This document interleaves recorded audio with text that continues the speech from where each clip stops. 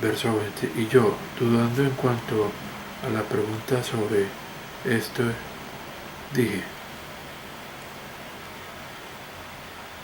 si él desea ir a Jerusalén y allá ser juzgado sobre estas cosas.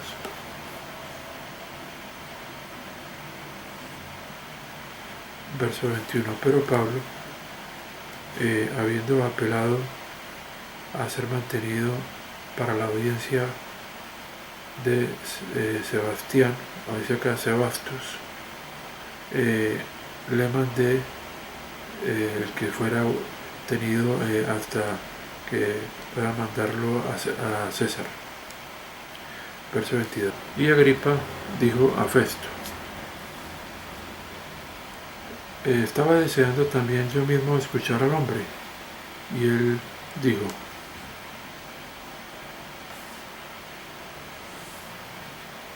mañana lo escucharás, lo oirás. Verso 23.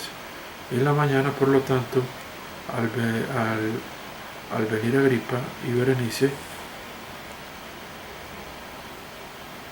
con mucha pompa, y ellos, habiendo entrado a la audiencia, a la cámara de la audiencia, con los capitanes jefes también, y los hombres principales de la ciudad, y Festo habiendo ordenado, Pablo entonces fue traído. Verso 24.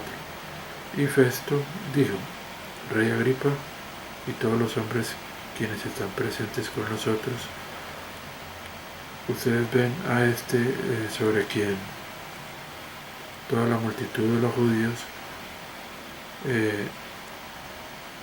vinieron hacia mí, tanto en Jerusalén y aquí, gritando que él no debe vivir más. Verso 25. Y yo, habiendo encontrado que él no ha hecho nada digno de muerte, y él también, habiendo apelado a Sebastus, decidí enviarlo. Verso 26, sobre quien no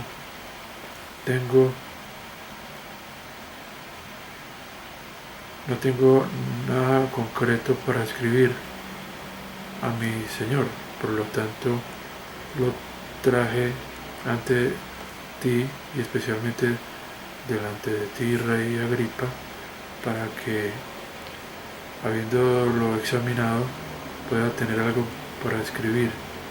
Verso 27, porque me parece a mí irracional enviar a un prisionero sin significar los cargos contra él. Capítulo 26. Y Agripa le dijo a Pablo, ¿se te permite hablar por ti mismo? Luego Pablo, habiendo estirado su mano, estaba haciendo una defensa. Verso 2. Concerniente a todas las cosas de las cuales soy acusado por los judíos, Rey Agripa, he pensado feliz por poder hacer una defensa delante de ti hoy día. Verso 3. Especialmente sabiendo que estás enterado con todas las cosas, tanto las costumbres como las preguntas entre los judíos, o los interrogantes entre los judíos. Por lo tanto, te suplico pacientemente que me escuches pacientemente. Verso 4. La manera de mi vida, entonces, en verdad, desde la juventud, la cual desde el principio fue entre mi nación en Jerusalén, lo saben todos los judíos. Verso 5. Conociéndome antes, desde el principio, si ellos pueden quieren testificar. por la secta más exacta de nuestra adoración he vivido como un fariseo. Verso 6. Y ahora, por la esperanza de la promesa hecha a los padres por Dios, estoy siendo juzgado, estoy siendo juzgado. Fijémonos que aquí está hablando Pablo de que está siendo juzgado por la esperanza, dice acá, de la promesa hecha a los padres. O sea, está hablando de todas las cosas relacionadas con las escrituras del Antiguo Testamento, desde la promesa que viene hecha en el Génesis por Dios a la mujer, la promesa a Abraham, las promesas a David, la promesa a Abraham de la tierra, la promesa a David de un rey, todas las promesas que están en los profetas sobre la restauración de la nación de Israel y entre ellas de la resurrección. Entonces estamos viendo el contexto de este capítulo, que se diferencia entonces del contexto del misterio o del secreto que está en las epístolas de la prisión. Verso 7.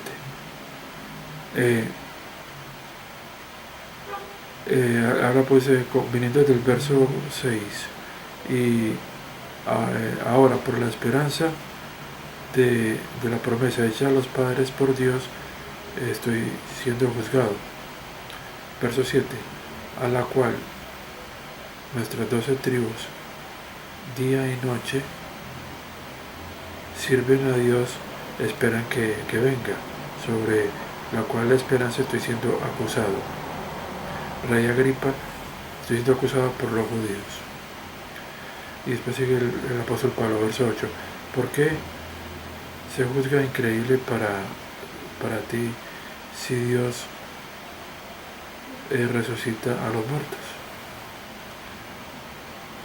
Verso 9. Yo, en verdad, por lo tanto, pensé para mí mismo que contra el nombre de Jesús de Nazaret se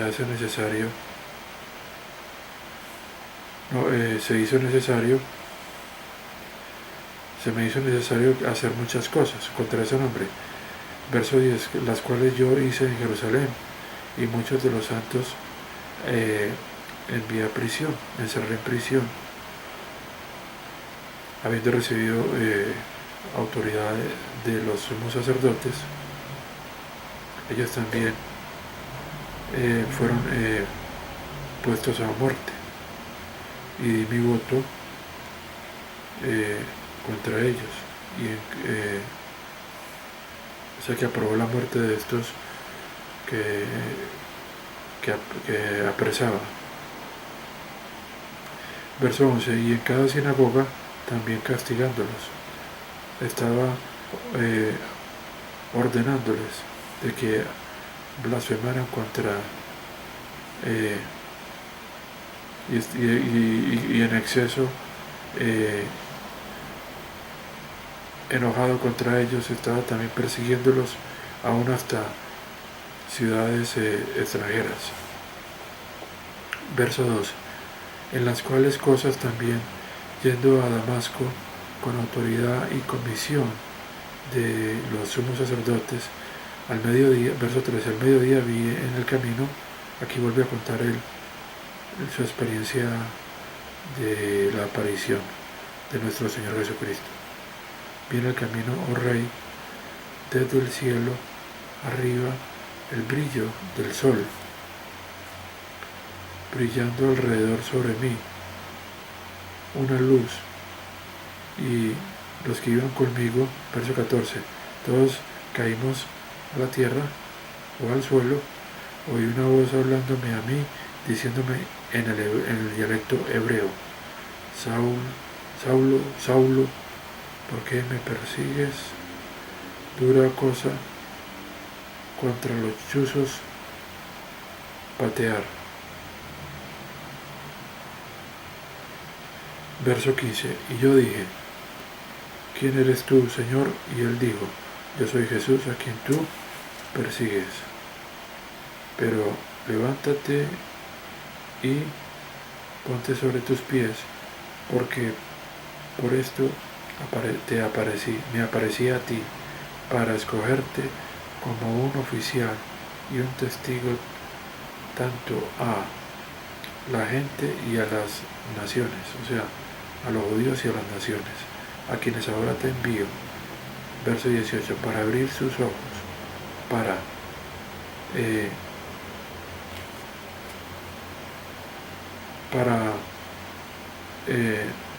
que se vuelvan de la oscuridad, o sea, para voltearlos desde la oscuridad hacia la luz y de la autoridad del adversario hacia Dios, para que reciban perdón de pecados y una herencia entre quienes han sido santificados por fe, que es hacia mí. Entonces acá uno podría decir que es el mismo evangelio donde se habla de arrepentimiento, o sea, volverse de la, en este caso, de la desobediencia de la ley,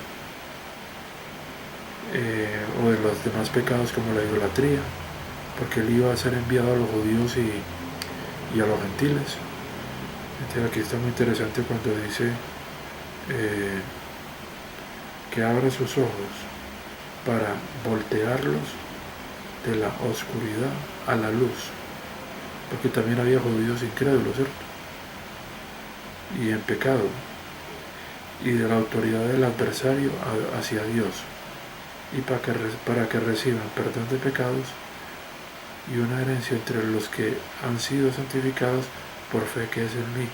Ahí está el evangelio del reino, que tenía que ver con el arrepentimiento, o sea, para los judíos volverse a la obediencia de la ley, y para los gentiles dejar la idolatría y la incredulidad para volverse a la fe en nuestro Señor Jesucristo. Estos eran los elementos del evangelio del reino. Bueno, que para los gentiles se llama evangelio de la gracia de Dios. Bueno, hay que distinguir este evangelio del evangelio del secreto, donde se habla de la salvación por fe, y que es una salvación en que hay redención por la sangre, pero en este evangelio no se habla de ese ingrediente del arrepentimiento que estaba muy presente en el evangelio del reino, porque ellos estaban en la dispensación de la ley. Digamos que el evangelio del misterio o del secreto no se habla de que tenga el elemento del arrepentimiento, ya que es un evangelio que es por la gracia a través de la fe, no por obras, y podemos entender que el volverse de la desobediencia a la obediencia ya es una obra, o sea que hay ciertas diferencias. Claro que el caminar del cristiano en nuestra presente dispensación también tiende hacia la vida piadosa, pero la salvación es como un regalo completo a través de la fe, como dice en la carta a los Efesios capítulo 2 verso 8, no por obras, para que nadie se jacte, para que nadie se gloríe. Continúo en el verso 19. Por lo tanto, Rey Agripa, no fui desobediente a la visión celestial. Sigue el verso 20. Pero a los de Damasco, a esos en Damasco, primero, y a los de Jerusalén, a toda la región también de Judea y de las naciones, o sea, las demás naciones, pero allí en las naciones también estaban gentiles dispersos, judíos de la dispersión. Continúa acá. Y a las naciones estaba predicando el que se reformaran y que se volvieran a Dios. Fíjense que se habla de la reforma o el arrepentimiento,